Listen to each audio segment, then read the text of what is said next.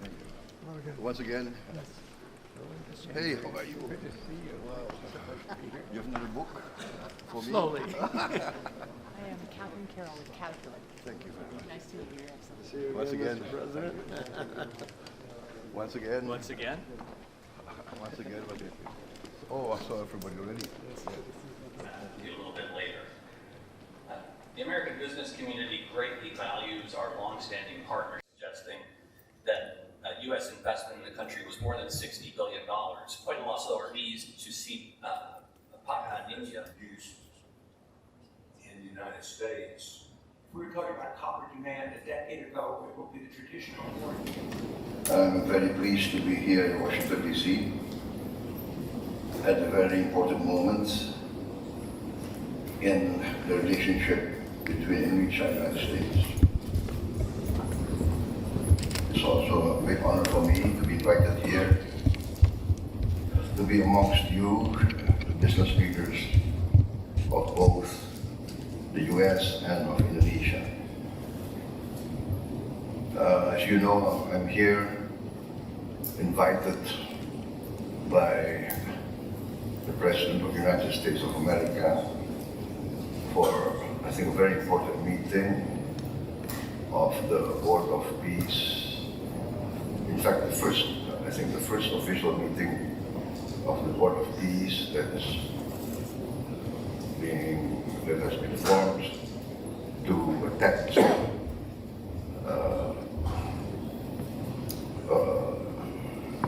an implementation and the continuation of the ceasefire in Gaza, and we are attempting to continue to forge a path towards a real and lasting solution of the Palestinian issue. Also, I'm here to conclude a major trade agreement between our two countries.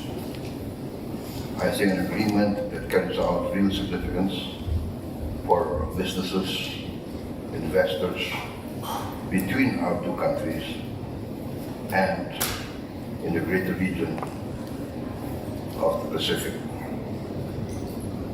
It sets a clear signal that Indonesia and the United States are choosing continuing and deeper economic cooperation, stronger market access, and greater certainty for business. For business leaders, certainty matters. Before I went to politics, I was also in business. That's why I think I can understand the business community with more empathy, I hope. We are looking for serious long-term partners who will work together with us, grow our economy together, and profit with each other, providing benefits to each other. We hope we will find partners who are ready to join us in our continuing attempt to modernize and industrialize.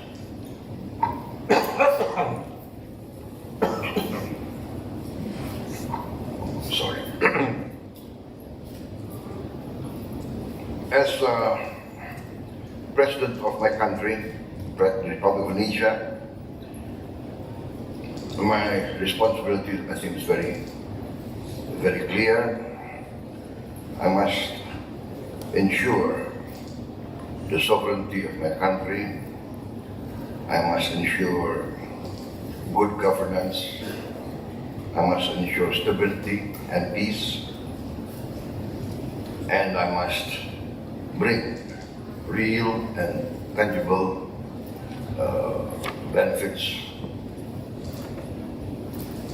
to my people in the shortest possible time.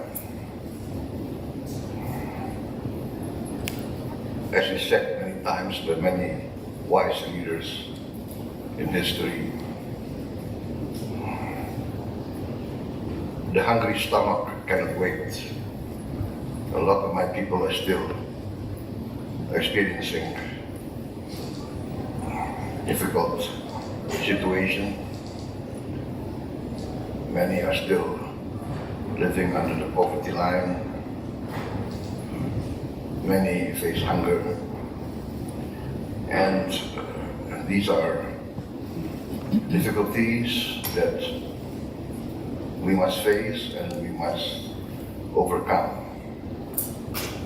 I am of the opinion that difficulties are to be confronted. Difficulties must be solved.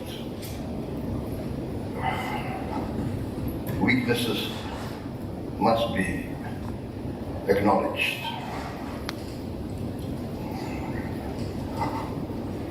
We understand that only with stability, good governance, can there be a climate that is attractive to foreign investors. No one wants to invest in a situation or an atmosphere of uncertainty, instability, or even chaos.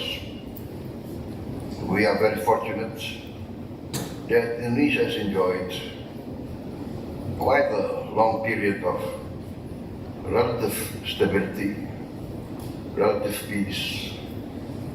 We continue our foreign policy of non-alignment, of respecting all great powers. I announced my determination when I took office of carrying out a policy of the good neighbor. The good neighbor policy, I am determined to foster and enhance the best of relationship between all the neighbors surrounding Indonesia. In the near region surrounding us, and also the wider region of East Asia and the Indo-Pacific.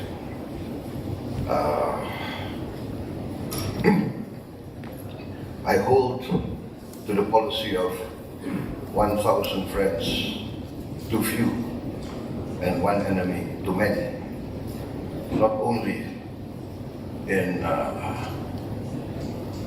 foreign policy, but also in my domestic politics. I learned that cooperation, collaboration, compromise will in the end prove more beneficial and profitable to all sides. Competition is necessary, but after competition must come cooperation.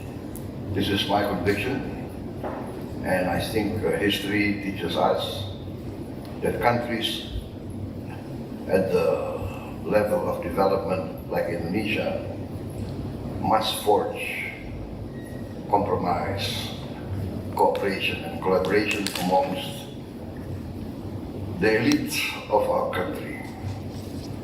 We have to have competition, but we must also have collaboration and cooperation for the sake of the greater good.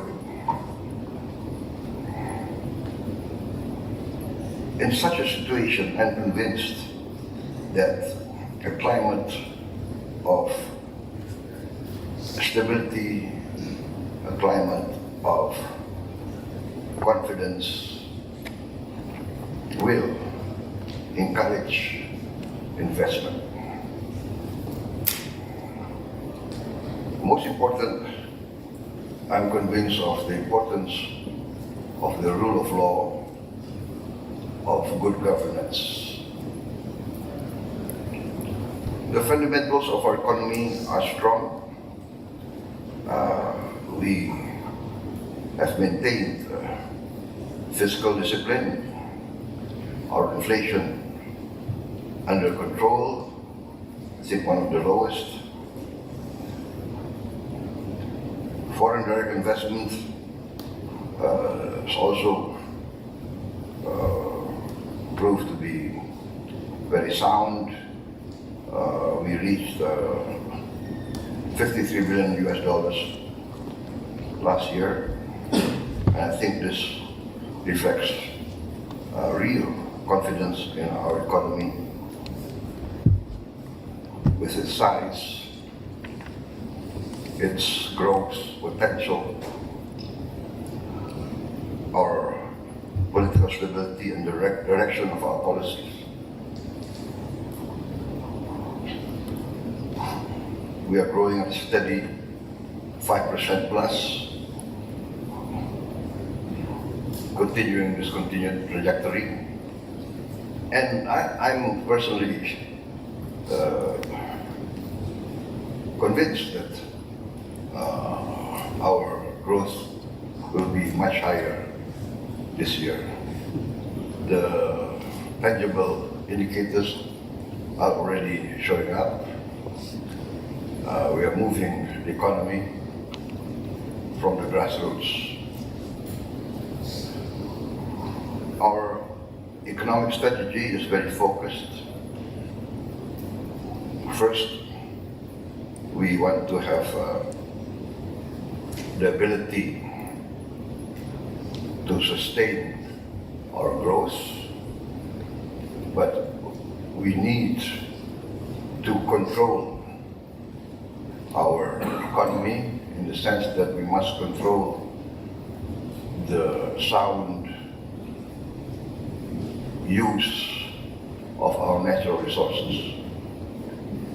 And this comes to my next point, which I always like to discuss openly. We have weaknesses. We have problems of good governance. We have problems of corruption.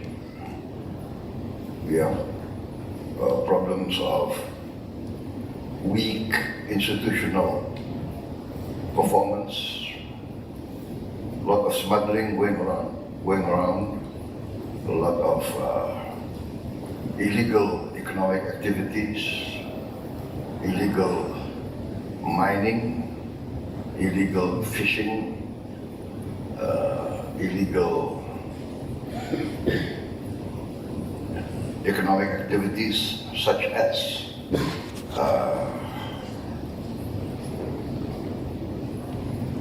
corporations maintaining plantations in protected forests. This has been a long time problem, but I choose to face these problems head on. I do not want to surrender the sovereignty of the Indonesian government to these illegal cartels that perpetuate the loss of income, the loss of revenue that is due to the government and the people of Indonesia. We calculate the loss due to weak governance and mismanagement of our economy to be tremendous. In my first few months taking over the administration, I have saved from the budget of my country around 18 billion US dollars cash from our budget. The savings come from inefficiency, projects that are not productive. Maybe it could be similar to what was attempted, or what it has been attempted here in the United States also with, is that Doge, Department of Government Efficiency. But I must say that I started first a few months before, and I feel I was successful. I feel empowered. I think I'm one of the few presidents of Indonesia that in the first 3 months of the administration, I saved $18 billion in cash. Things that I cancelled. For instance, each government institution spent quite a considerable amount of money on ceremonies. You know, is it our culture? If it's our culture, we must acknowledge that it's a weakness on our part. I mean, we spend a lot of money on anniversaries. So each ministry has an anniversary. Each provincial government has an anniversary. Each Kemitraan or district has an anniversary. And can you imagine how many hundreds of ceremonies we have every week, every month, or every region? And so I just canceled. So I said the anniversary should be celebrated inside the office, maybe with a small lunch, perhaps just a takeaway from some restaurant, just to have some rational, you know, let's think about what we can do for the people. And what is this ceremony? You know, I mean, this was my approach, but I'm determined to, and I did save a lot of money. And we have, apart from ceremonies, we have foreign travel was in the billions of dollars. You know. So I'm trying to cut down foreign travel from government institutions. Everybody wants a study tour to study something outside Indonesia, but I'm saying look, the problem for Indonesia is very clear, right? There was a study tour studying poverty alleviation in Australia. Australia, I think, is one of the 10 richest countries in the world, right? And what was said was when they sent a study team there, I learned from my Australian friends, it was around Easter. I mean, Australians being majority Christian, I mean, at Easter they're on holidays. There was no one, things like this happened. And I'm determined just to, you know, be rational. I got a report that there was a study tour of Indonesian officials going to Japan around the 20th of October. I mean, it was Christmas time. I mean, the things like this, I tried to have rationality. It was not easy in the beginning. In fact, I had demonstrations against me, but I think it was the first time in the history, perhaps of the world, that there was a demonstration against government efficiency. I don't know who was paying for these demonstrations, but I mean, it was pretty sad actually. So we are determined to treat our act. We must do it. at all costs because, in my opinion, being once a foreign investor also in the country, I mean, nobody wants to enter an economy that is full of uncertainty, that there is no confidence in the legal processes and law enforcement.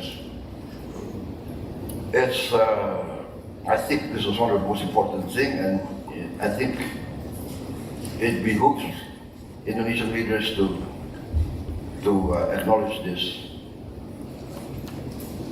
And I said that we must have the courage to acknowledge our weaknesses and tackle them. I'm very fortunate in having a good team helping me. I say let's do our best to produce better results for our people, our society. The Indonesian people now, they have access to information at a level never before known in our history. Everybody has gadgets, and information travels very fast.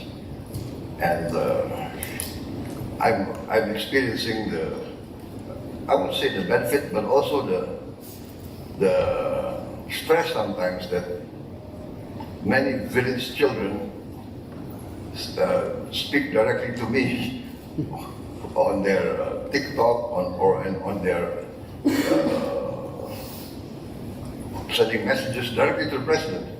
Mr. President, we don't have a bridge over our river here. We have to be wet every day going to school. And this comes direct to me, right? So I have to be very quick in our reaction because they must feel that their government, they must feel that the central government, their president, will listen to them, will react. And it was heartwarming. I got messages from headmaster of a very isolated school in Papua who said they received for the first time. I sent them, I'm providing a digital platform, smart interactive screen in every classroom of every school in Indonesia. And we delivered by the end of December 2025, we delivered 288,000 more than 280,000 screens. So that is nearly all the schools of Indonesia. One screen per school, and it will be in one classroom, but this year I intend to add another 3 to every school, so there'll be 4 screens to every school, and my target will be by the end of my term as president, all classrooms in all schools of Indonesia will have this interactive screen in which, in the software, the entire syllabus of our schools are in the software, can be accessed anytime. And we can also have distance, long distance education, long distance teaching, so that every school of Indonesia, wherever they are, in the most isolated island, in the most isolated mountain, they will have access to the best knowledge, the best education that can get. Where there are no teachers, we will have a central studio of the best teachers of Indonesia teaching through long distance. So this is what we call the digitalization of Indonesian education, and we're going very serious about this. So this also, for instance, and I can, from Jakarta, I can see any classroom in any part of Indonesia, and I can see if the teacher is there or the teacher is not there, what is the mood of the children. And I'm very impressed now that very, very fast the children and the parents and the teachers are all enthusiastic about this. And this is truly heartwarming for me to see the quick results of this program.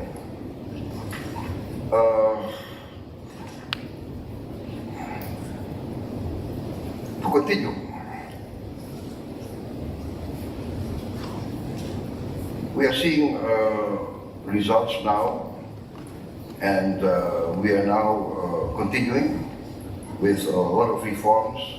For instance, we have just formed our new sovereign wealth fund. All our state-owned assets we have consolidated into investment agency, investment fund, which we call Rangka, and it's now headed by the Minister of Investment, who concurrently is the head of our new sovereign wealth fund. They've been in operation, I think, nearly exactly 1 year. Exactly 1 year. Yeah. not yet 1 year. 24th February. 24th of February, which is a few days from now, we established the sovereign wealth fund. And you see the head has lost a lot of hair.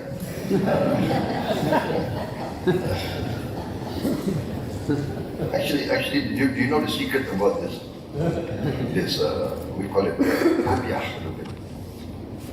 The secret is actually, this was designed to hide leaders whose head are balding. So if I open my kopiah, you will see I'm also balding just after 1 year in office.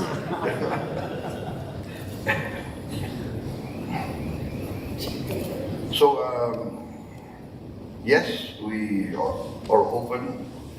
We need investment. We want more investment, and we are confident that we are competitive. We are attractive. We have a lot of minerals that are necessary for new technologies. I think we are strong in critical minerals. I think I just got a report. I think we have one of the largest rare earth reserves in the world.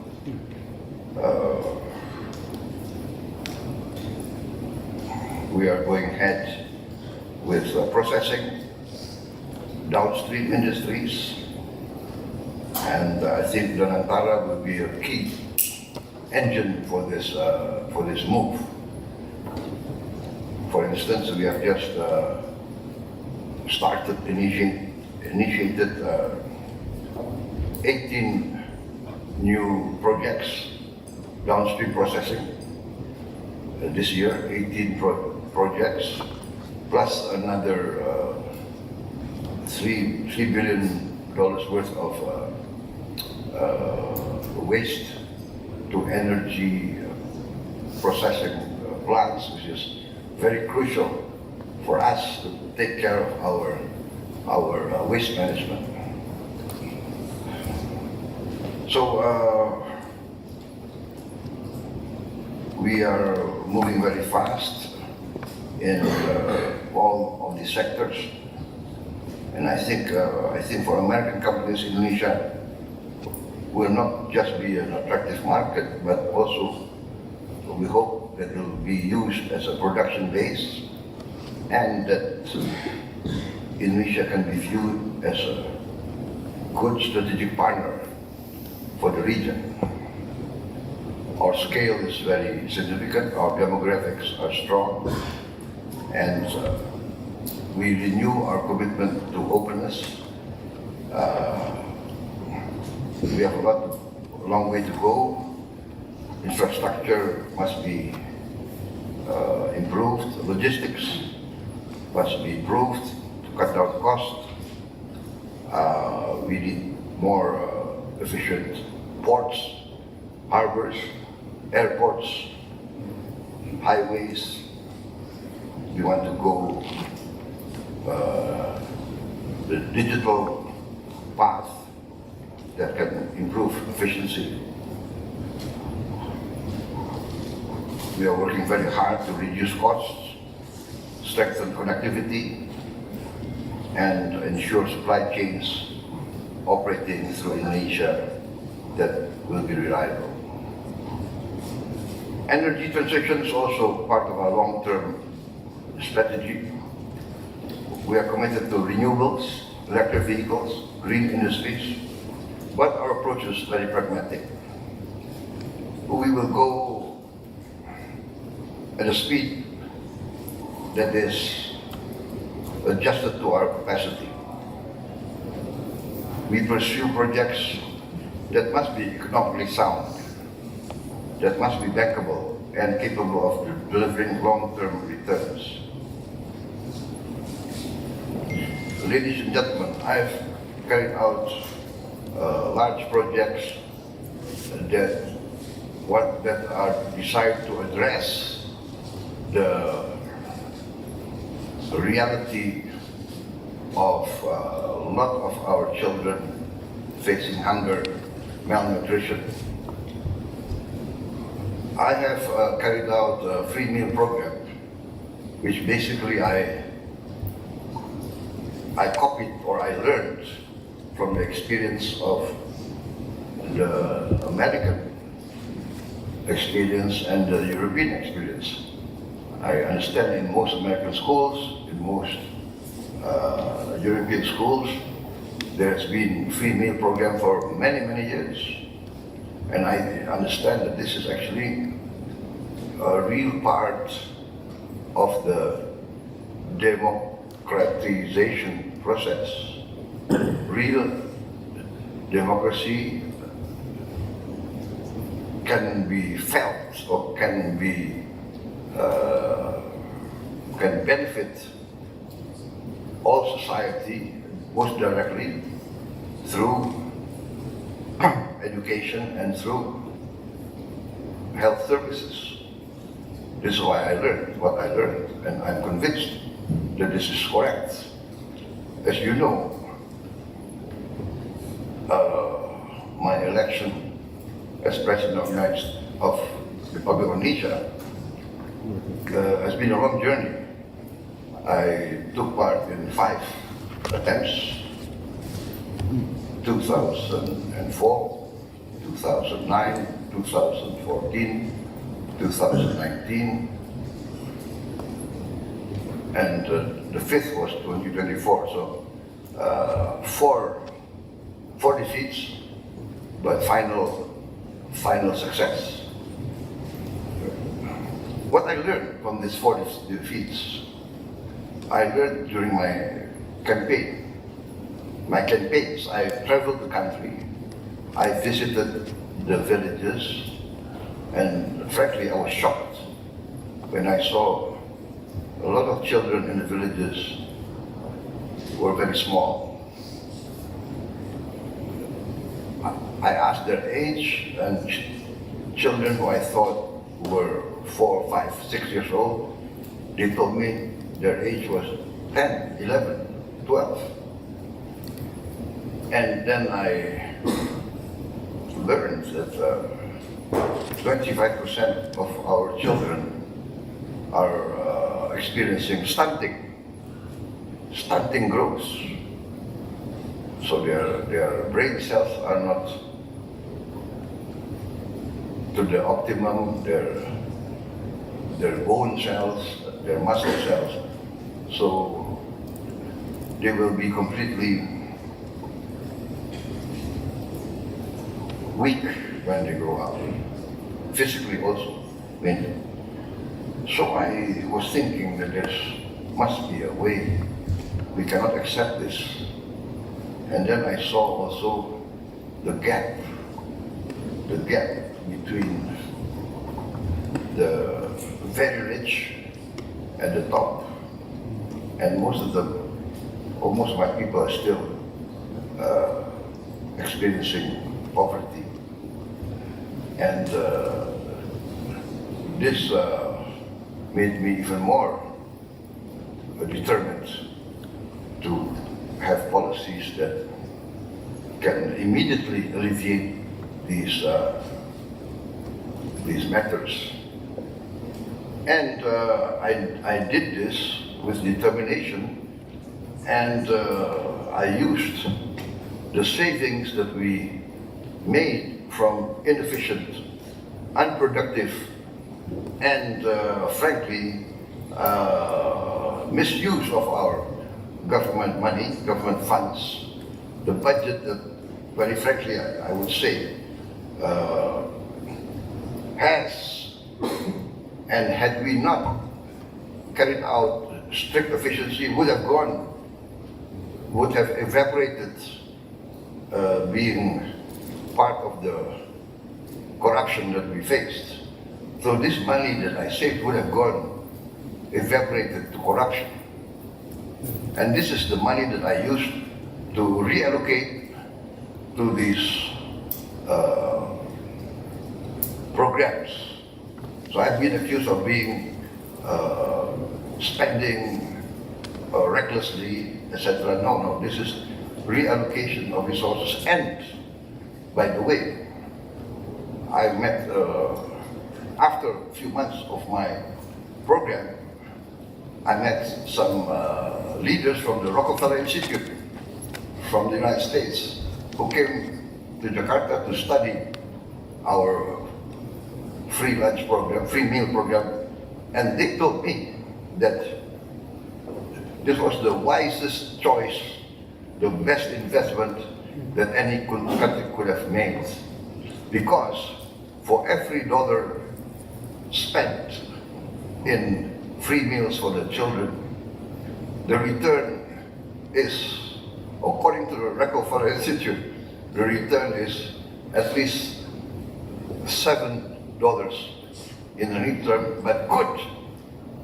in the long term, provide a return up to 35 times.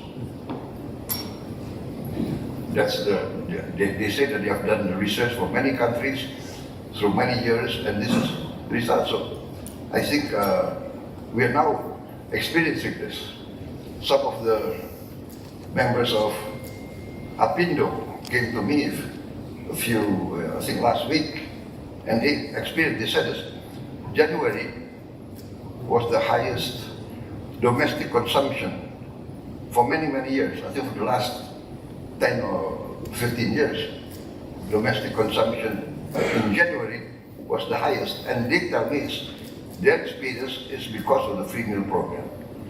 Free meal program, we have now already 23,000 kitchens, each kitchen employing 50 people in the village. Mothers who never had any income now have income. They're working 3 or 4 shifts to provide food, but also this creates demand. Now each kitchen, each village has a need for eggs, for chicken, for vegetables, for tomatoes, etc. So another 10, 15 farmers have guaranteed offtake. And this results in a multiplier effect, which is creating some sort of boom from the bottom. So this encourages us. And I think this also guarantees or enhances social and political stability. We understand that employment is critical and very important. And this creates real employment, real demand. Now production of nearly all agricultural goods are very high. Now we have achieved the highest rice production in the history of the Republic of Indonesia. On all commodities now we are nearly self-sufficient, except for a few. So, ladies and gentlemen, I can go on and on about our achievements in the first year, but I think I will cut down my short remarks, because as you know, if you give a political leader a microphone, he tends to not want to stop. I think this. So I've met many American business leaders. Even the short time that I've been here, now I'm meeting you. I'm very optimistic. We want to see American companies as strategic partners, and I think I've proven.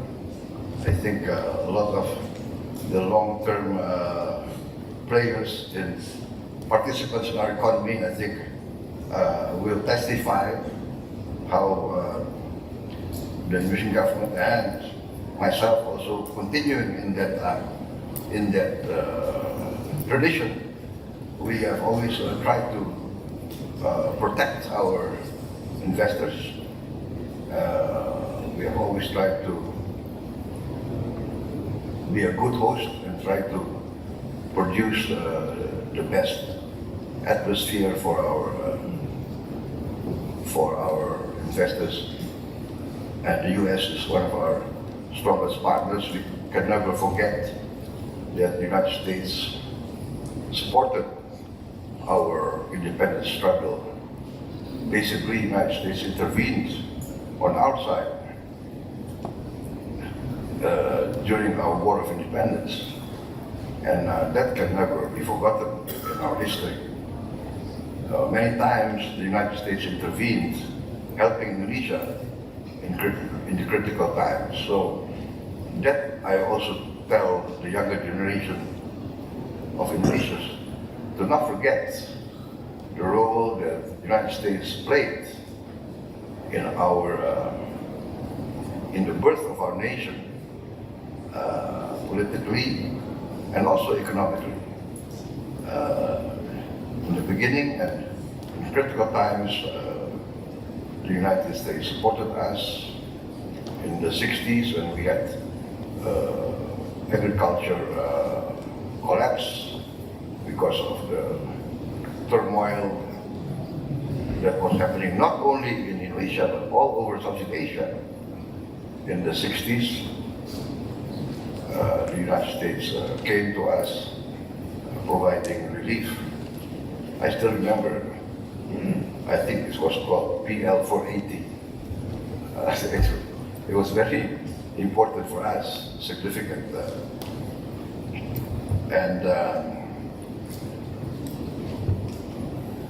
So we hope for a stronger American presence in our economy. And I want to assure you that we are working very hard to, basically for our interest, for the interest of our people. The Indonesian people demand a good governance, demand a clean government. This is my position. Pemerintah yang bersih dan adil, a government that is clean and will create, promote, and defend justice and the rule of law. Ladies and gentlemen, I think that concludes my remarks. I apologize for maybe taking too much of the time allocated to me, but I conclude with the hope that relations between the US and Indonesia will continue to be good and we will flourish together. I believe that what I learned from American entrepreneurs is let's make money together, right? Win-win, win-win, everybody makes profit. It should be win-win and everybody benefit. With benefit, prosperity. That's the lesson I learned from history. Prosperity comes from good governance, clean governance. Prosperity comes from stability.